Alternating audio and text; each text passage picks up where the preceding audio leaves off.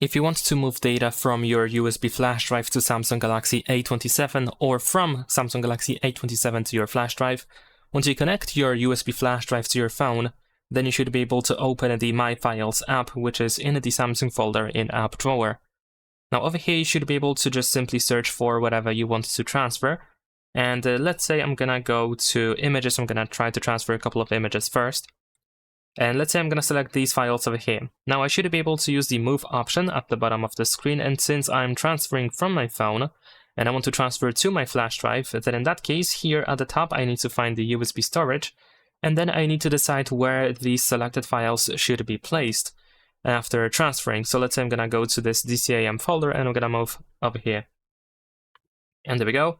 After a couple of seconds, once everything is moved, we should be able to find everything. If you go to the, of course, USB flash drive storage over here, if I go to this folder, as you can see here, I have my files.